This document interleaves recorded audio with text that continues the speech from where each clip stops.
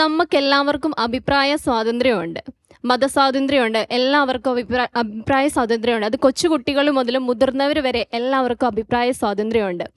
അപ്പം എൻ്റെ സംശയം ഇതാണ്, നമ്മൾ ഇപ്പോൾ മാമുദീസ സ്വീകരിക്കുന്നത് അറിവാകുന്ന പ്രായത്തിന് മുന്നേ എന്നെ അപ്പനും അമ്മയും കൊണ്ട് മാമുദീസ സ്വീകരിപ്പിക്കുക. ഓക്കെ, ഞാൻ അന്നു മുതൽ ക്രിസ്ത്യാനിറ്റിയിൽ ജീവിക്കുകയാണ്, സഭയിൽ അംഗമാണ്. അതിലും നല്ലത് അറിവായതിനു ശേഷം എനിക്ക് ഉത്ബോധത്തോടെ എനിക്ക് ക്രിസ്ത്യാനിറ്റിയിൽ ജീവിക്കണം, എനിക്ക് സഭയിൽ അംഗമാകണം എന്നുള്ളൊരു അവബോധത്തോടെ കൂടെ മാമുദീസ സ്വീകരിക്കുന്നതല്ലേ ഏറ്റവും നല്ലത്. പിതാവിന് ഇതിനോടുള്ള അഭിപ്രായം എന്താണ്? ഒരു ഭയങ്കര ചോദ്യം കേട്ടോ. വെറൈറ്റിയല്ലേ? നീതുവിന് ജനിച്ചു കഴിഞ്ഞ് 10ാം പൊക്കം ഭയങ്കരമായ ഒരു അസുഖം പിടിച്ചെന്ന് വിചാരിച്ചോ? എന്ന് വിചാരിക്കുക. ഏത് ആശുപത്രി പോകണമെന്ന് തീരുമാനിച്ചത് നീതുവാണോ പേരൻസ് ആണോ? പറ. അമ്മച്ചിയാണ്. അസുഖം ഏത് മരുന്ന് തരണമെന്ന് തീരുമാനിച്ചത് ആരാണ്? ഡോക്ടറാണോ, അമ്മയാണോ, നീതുവാണോ? ഇപ്പൊ പറയണം. തീർച്ചയായിട്ടും അവര് തന്നെയാണ്, ഞാനല്ല. അപ്പൊ ഇതൊക്കെ ഈ സ്വാതന്ത്ര്യമൊക്കെ കിട്ടിക്കഴിഞ്ഞിട്ട് ബുദ്ധിയൊക്കെ കഴിഞ്ഞിട്ട് തീരുമാനിച്ചു. ഏത് സ്കൂളിൽ പഠിക്കണമെന്ന് കൊണ്ട ചേർത്തത് ആരാ? നീതുവിനോട് ചോദിച്ചിട്ടാണോ ഏത് സ്കൂളിലാണെന്ന് തീരുമാനിച്ചത്? ആ, അതെല്ലാം അവര് തന്നെ അങ്ങ് തീരുമാനിക്കുമല്ലായിരുന്നോ? ആ, നമുക്കാണെങ്കിൽ സത്യം പറ, നീതുവിന് അന്ന് UKG കൊണ്ടിരുത്തിയപ്പോ ഇഷ്ടമായിരുന്നോ അവിടെ ഇരിക്കാനൊക്കെ? സത്യം പറഞ്ഞാൽ എനിക്ക് ഇഷ്ടമില്ലായിരുന്നു. എന്നിട്ടും അവിടെ തന്നെ ഇരുത്തി അല്ലേ? ചിലപ്പോ മടി പിടിച്ച് വീട്ടിൽ ഇരുന്നപ്പോ നമ്മളെ പിടിച്ചുകൊണ്ട് അവിടെ കൊണ്ട് ഇരുത്തി. എന്തുകൊണ്ടായിരിക്കും പേരൻസ് അത് ചെയ്തത്? തീർച്ചയായിട്ടും എന്റെ ഒരു നല്ല ഒരു ഭാവിയെ കരുതിയായിരിക്കും. അത് തന്നെ.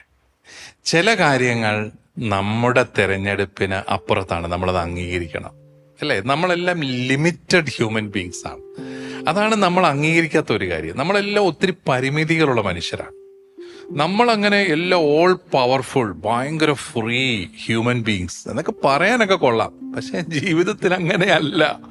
ജീവിതത്തിൽ വിജയിക്കുന്നവരെല്ലാം പരസ്പരം ബന്ധപ്പെട്ടും പരസ്പരം ആശ്രയിച്ചും ചില കാര്യങ്ങളൊക്കെ പറഞ്ഞാൽ കേട്ടും അനുസരിച്ചും ഒക്കെയാണ് മുന്നോട്ട് പോകുന്നത്. ഇപ്പം നമ്മൾ നമ്മുടെ പേരൻസിന് പല കാര്യങ്ങളും വിട്ടുകൊടുത്തിട്ടുണ്ട് അല്ലേ? എന്തെല്ലാം കാര്യങ്ങൾ. എനിക്കാണെങ്കിൽ രാത്രി 12 മണി വരെ ചങ്ങനാശ്ശേരി പട്ടണത്തിൽ കൊണ്ട് നടക്കാൻ ഇഷ്ടമായിരുന്നു. 6 മണി കഴിഞ്ഞ് താമസിച്ച കഞ്ഞി കിട്ടുക എന്ന് പറഞ്ഞത് അമ്മയാ എന്ന് വിചാരിക്കുക. എങ്ങനെയൊന്നും പറഞ്ഞിട്ടില്ല, ഞാൻ ഉള്ളതാ. അപ്പോ ചില നിർബന്ധങ്ങൾ നമ്മുടെ മാതാപിതാക്കൾ നമ്മുടെ മേൽ വയ്ക്കുകയാണ് അല്ലേ? കാരണം നമുക്ക് നമ്മുടെ ഇഷ്ടങ്ങൾക്കനുസരിച്ച് പോകാൻ അവർ സമ്മതിക്കുന്നില്ല. എന്തുകൊണ്ടായിരിക്കും? അവരുടെ ചില ബോധ്യങ്ങളാണ്. അപ്പൊ എന്ന് പറഞ്ഞതുപോലെ എൻ്റെ കുഞ്ഞിന് ആത്മരക്ഷ കിട്ടണമെന്നുള്ള വലിയൊരു ആഗ്രഹം മാതാപിതാക്കൾക്കുണ്ടെങ്കിൽ, ഏകരക്ഷകൻ ഈശോ മിശിഹായാണെന്നുള്ള വലിയ ബോധ്യം അവർക്കുണ്ടെങ്കിൽ, നമ്മളെ വിശ്വാസത്തിലേക്ക് നയിക്കുന്നതും ദൈവകൃപ കിട്ടുന്നതും. ഇതൊരു ക്ലബിൽ അംഗത്വം എടുക്കുന്നതല്ലല്ലോ മാമോദീസ. മാമോദീസായിലൂടെ കൃപ കിട്ടുകയാണ്. ആ കൃപ കിട്ടുമ്പോഴാണ് ആത്മരക്ഷ സാധ്യമാകുന്നെന്നുള്ളൊരു ബോധ്യം മാതാപിതാക്കൾക്കുള്ളപ്പോ ആ മാമോദീസായിലൂടെ നമുക്ക് കൃപകൾ വാങ്ങിത്തരുന്നത് വലിയ കുഴപ്പമാണോ? അല്ല.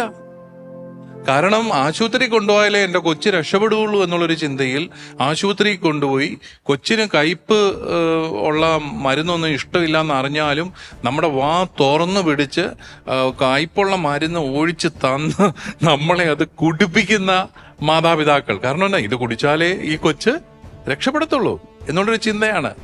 ജീവിതത്തിലെ എല്ലാ ചോയ്സും നമ്മുടേതാണെന്ന് വിചാരിക്കുന്നത് ശരിയല്ല. ചില ചോയ്സുകൾ നമ്മളെ സ്നേഹിക്കുന്നവർ നമുക്ക് വേണ്ടിയിട്ട് എടുക്കും. അത് തെറ്റുമല്ല. അത് ജീവിതത്തിലുടനീളം നിങ്ങൾക്കത് കാണാൻ പറ്റും.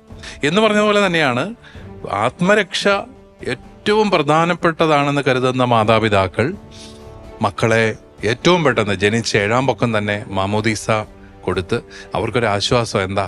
എൻ്റെ കുഞ്ഞിന് പരിശുദ്ധാത്മാവിൻ്റെ കൃപ കിട്ടി. ഇത് ഈശോയുടെ ഭൗതിക ശരീരമല്ലേ ഈ സഭയെന്ന് പറയുന്നത്. അപ്പൊ സഭയുടെ ഭാഗമാക്കി കഴിയുമ്പോൾ അവർക്ക് വലിയൊരു ഉറപ്പാണ്, എൻ്റെ കുഞ്ഞിന് ആത്മരക്ഷ കിട്ടും. അതുകൊണ്ടാണ്